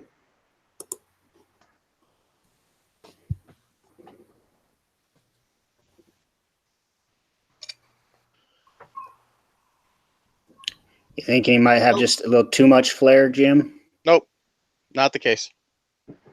Okay. But good point. So.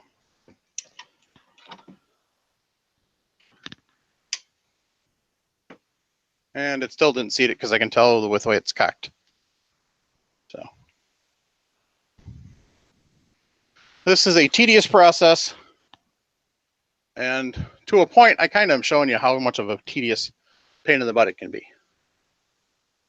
So. But for if you didn't have that first case and was trying to go off of that overall length, what you're doing right now is exactly how most of us have started off setting up our depth. Is it's just a little bit at a time, a lot of checking and rechecking, a lot of adjustments. Now, one of the problems I'm running into at the current second is it feels like there's burrs either on the die or in the shell plate.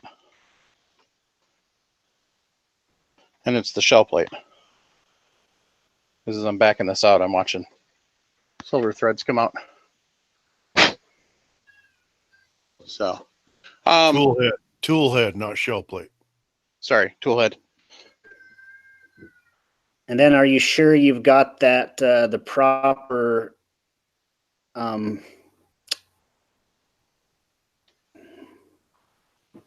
what's the word I'm looking for in the die? Hold on. Insert. Yes, the insert. You got the right side of that insert? Yep.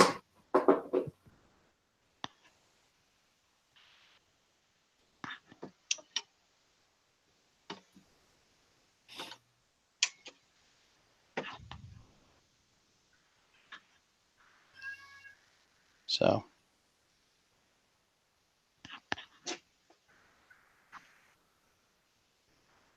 Pardon my interruption, but I'm going to have to call tonight, guys. Okay. Apologize for my voice. Maybe my vocals will be back to its sweet and normal tune next week. But anyway, shut up, Jason. You're a bum. Anyway, it's been fun, even though I haven't been able to say much. Thanks, guys. Appreciate you putting up with me. And for those guys over in YouTube chat, thanks. Appreciate you putting up with me too. Good night, everyone. Good night, Jim.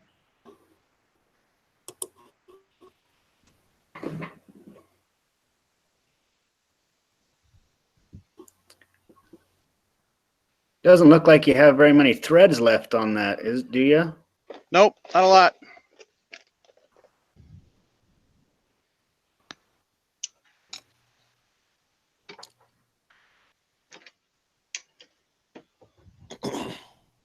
Now we finally got a bit. Hey, Mike, can I suggest you just leave those locator pins out for while you're doing that? No, You because don't want to lose them? if I leave the locator pins out, then the cartridge will slide back and forth in the shell plate, and it won't line up right.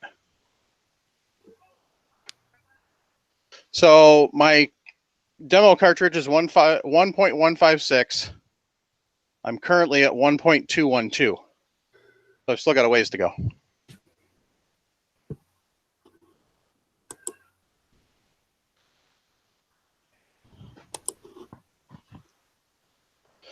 But I need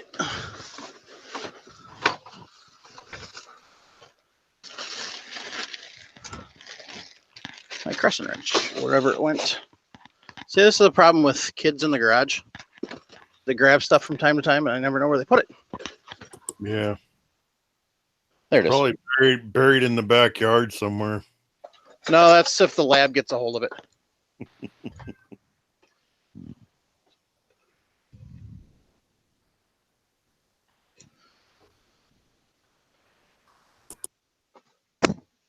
All right.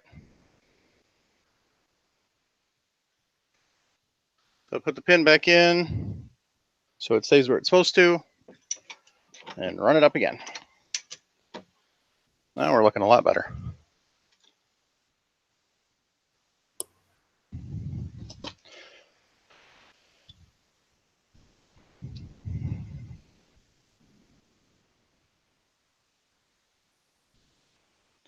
Yeah, we're still about 40 thousandths off.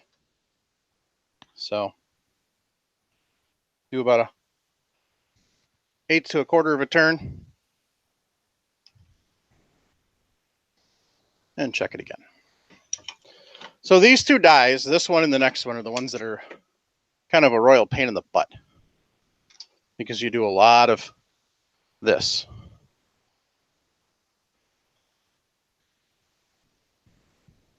That one I can leave out. Now see that turn, and it literally only went about 4 thousandths.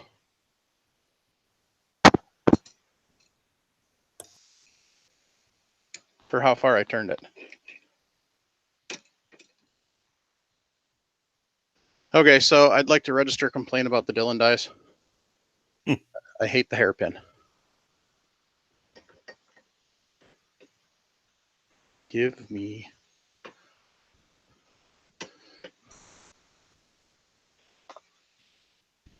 Well, could it have anything to do with the Mexican metric wrench you're using? Yep.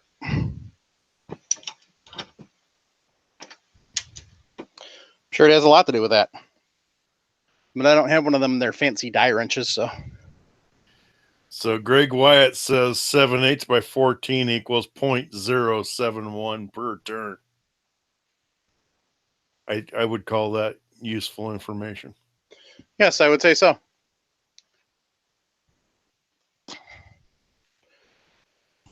So now I'm at 1.161. And this one is 1.159. Some people would say good enough. But we're not reloaders. We're hand loaders. So I'm going to make a slight adjustment and see if we can pick up that 3 thousandths.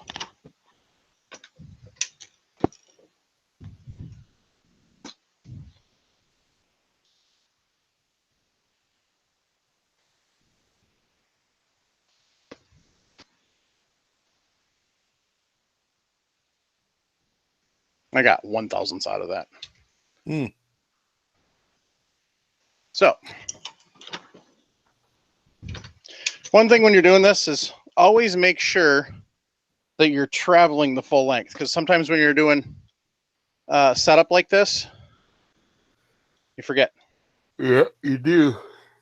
Now, that one actually went a little too far. Now I'm at 155. So go half the adjustment that I didn't, half the adjustment back that I just made. Tighten down the lock nut. Take this demo case, set it over off to the side. insert our next demo case. Put a bullet on it. And this is 2 reasons you're doing this. One, you want to make sure that brass wasn't flared. Back in the bag with you.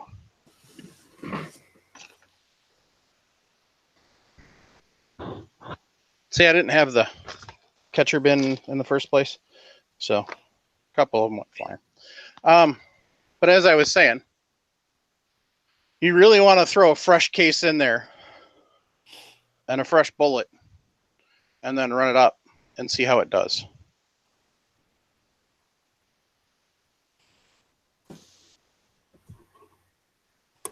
And since this obviously wants to seem like it wasn't flared, we're going to flare it.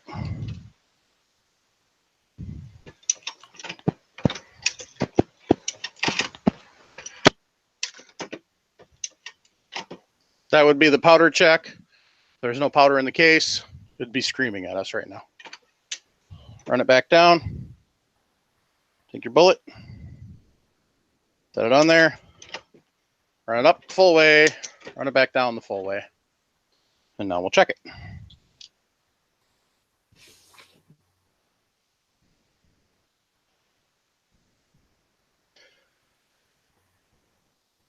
.159. Good enough. Because I can't guarantee each of the bullets is exactly the same, and I'm measuring it literally in the exact same spot. Yep. So, now what I need to do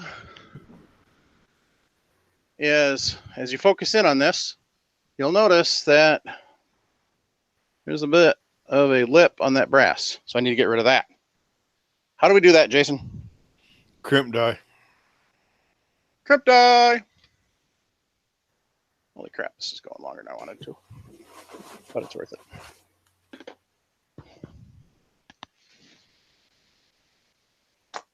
All right, so the nice thing is the crimp die is already set, put together. And so this one is a taper crimp.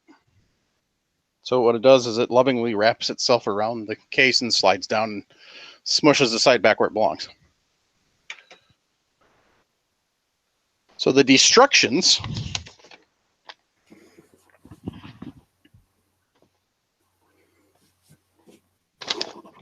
say, place the belt case with the seated bullet into the crimping station of the shell plate with the die out of the tool head, cycle the handle down, leave the handle down and start the die into the tool head. Die is up all the way. I haven't screwed it in, so I can do that. So I believe Dylan uses a taper crimp die. Correct. So there's taper crimp, roll crimp, and Lee is what they call like a factory crimp die. Which is a stab crimp. Dab crimp, yeah. Yep. All right. So our destructions say, belt case, seated bullet into the crimping station, the shell plate with the die out of the tool head, cycle the handle down, leave the handle down, start the die into the tool head. We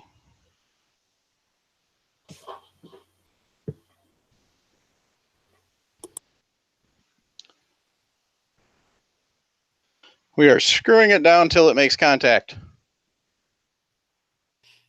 Thankfully, we're not making contact like Sigourney Weaver did in Alien.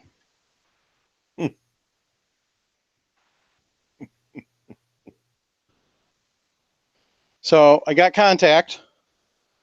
So raise the handle, pull the cartridge partway out of the die. Partway. Then give it an 1/8 of a turn.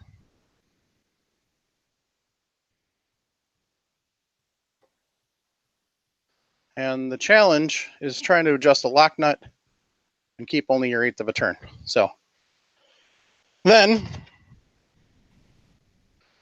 run it back up and check your crimp.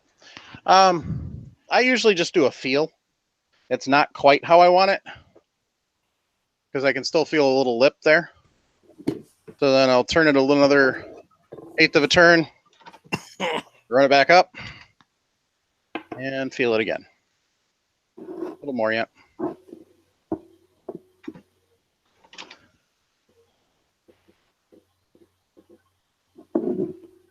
more you do this, the more you can tell.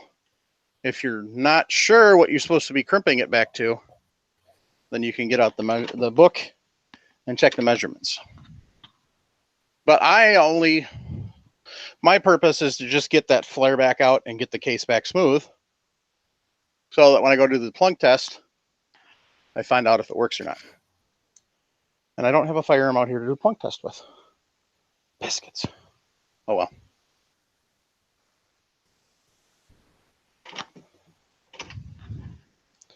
And you can definitely over crimp, so it's minute adjustments as you're doing this.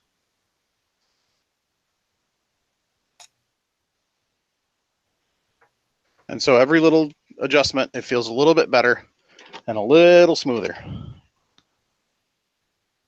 until I got it where I want it. And then it ejects it out. And that is that. So, powder settings, basically,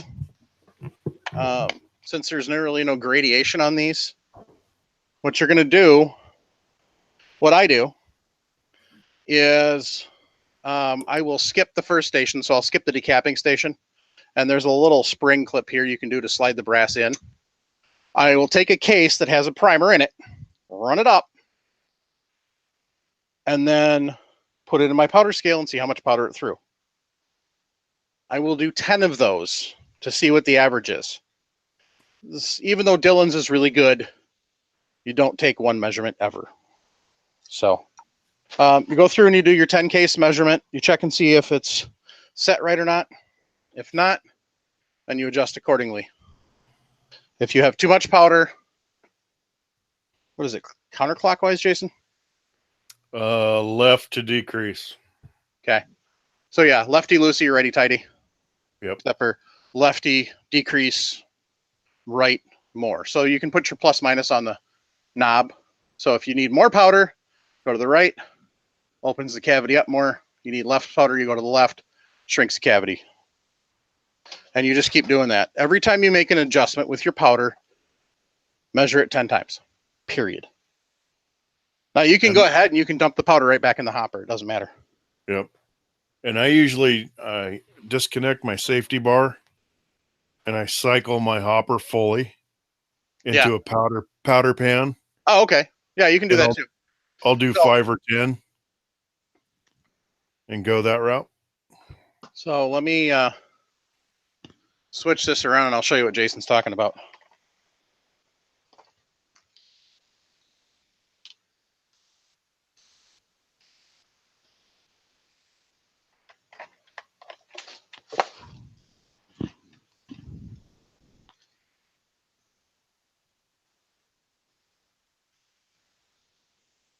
Okay, so what Jason's talking about is taking this back out. And so what you do is you raise the ram again. That bushing just works its way out nicely. Take that lever out. And then what you can do is you can not put your finger here, otherwise it won't move. But you move this up all the way till it stops. You've got your powder pan down here and it catches the powder. And then you let it go all the way back down. Yep. So Paul had said in the chat, Mike, you don't have a case gauge? No, I don't. It's one of the things I need to get around to buying. Now, if you noticed, I had to play with this smaller lever to get it to clear, because normally this is like that. So when I move this like this stays, and so it moves back down. So that hangs up sometimes. So no, I don't have a case gauge yet. I got to get one. At some point in time I will. What a case gauge is it's a machined, usually aluminum.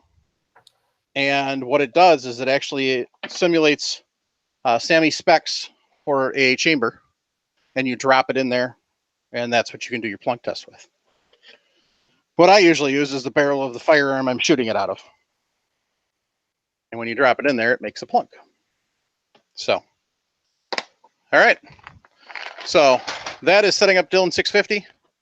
I will then be taking this apart, packing it up, and sending it off to Carl. And anybody have anything to add? Congratulations, Carl. Yep. Oh, one thing we didn't explain is this extra bag of parts. So that's the large primer disc that it feeds, it rotates it around in, and then drops it out. And then here is your large primer punch. So this is spring loaded, and then it pushes up into there and seats the primer. These are extra caps for your primer pickup tubes. How these work is there's a cotter pin that goes in here to lock it. And then you have your primers, priming compound down, and you literally just go like this and stab them and pick them up. And when you get it full, take it, put it at the top of this, like so, let it sit there, pull your cotter pin, they all fall down. So that's how that works. All right. That's everything, gang. So I want to take time to thank Falling Cameras, because in case you all weren't sick already, so now you're really sick. Earthquake! Oh, wait a minute, that's Jason. Take time I've to thank never everybody. felt an earthquake, Mike. What's that? I've never felt an earthquake. Seriously? Seriously. I've been in an earthquake and felt an earthquake, and you haven't? Nope. What the hell? And you've lived in California all your life? Except for 1 year, What, 89? 1980. Oh, okay. I was thinking 89 when the quake shook San Francisco, but you're a bit of ways from San Francisco, so. 100 miles, but yeah. Yeah, so yeah, you're 100 northeast? Yeah, you wouldn't have felt nothing. Yeah. So yeah, I'll tell that story sometime, but not tonight.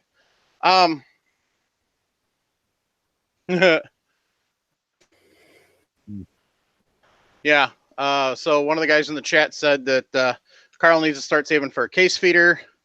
And then he followed it up with, "Oh, no, please, no earthquake talk. I'm in Alaska." Yeah, you guys just had a massive one a little while ago. So, yeah. But thankfully, I don't think there was any fatalities in that one. So that's a blessing. Earthquakes aren't fun. But I want to take time to thank, as I was saying, take time to thank everyone who tunes into the show.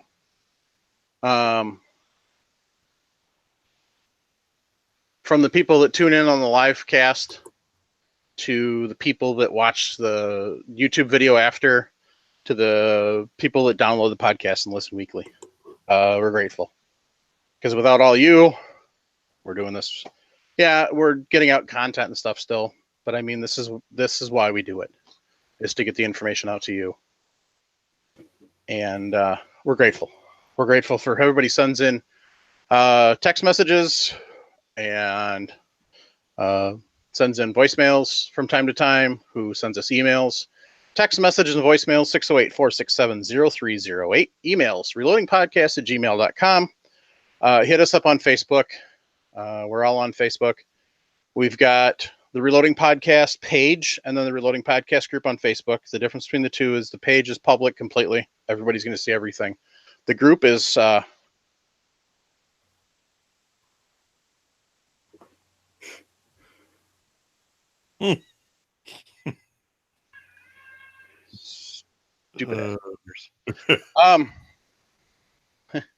And I'm blaming Paul because he asked way back at the beginning of the chat. Paul said, "I wonder if our fearless leader tonight needs a hammer or a shotgun for his computer."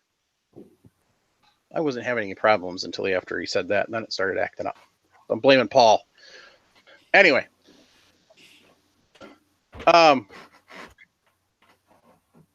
We get text messages from Russell from Alaska every week. Last week I had set a time. He nailed it. So that was kind of funny. I said I should be hearing from him in about whatever time. And dead nuts within like 5 seconds. So that was pretty funny. He started out with the message, I hope I timed it right. So that was funny. But yeah, I mean, we get feedback from a lot of people weekly, letting us know how we're doing, how we sound. We've had sound issues in the past, so I appreciate all the feedback on, everything. Huge shout out to Mark Hookham, who does a lot of the editing. He goes through and takes out all the stupid stuff that doesn't belong in there, and does a great job and saves me a lot of time. So grateful to our sponsor, Patriot Patch Company. They help us out with the podcast. Grateful to the Patreons who really help us out.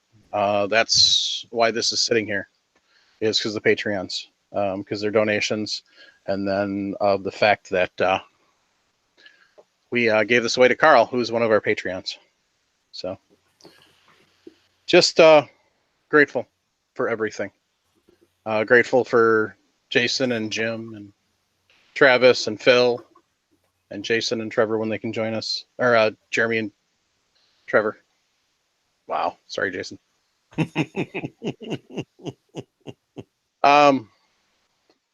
Jason's been talking to Jeremy, and Jeremy is going to join us in a couple weeks. So, grateful for everything.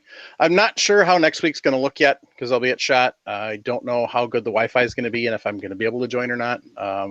We haven't really discussed that yet, so we're going to figure that out later. I'm going to take a lot of pictures and post them on Instagram. I'll try and post them in the podcast page and the podcast group too. If you have questions you want answered on the show, either post them on the podcast page or post them in the group if you're a member of the group. If you've got a question you need answered, go to the Reloading Room on Facebook. There is oodles and oodles and oodles of knowledge. You can use the Google search in the group and actually find out if somebody's asked that question before or if there's stuff on that topic. It's a troll-free zone. The admins do an awesome job of kicking people out for being stupid and for just being, not friendly.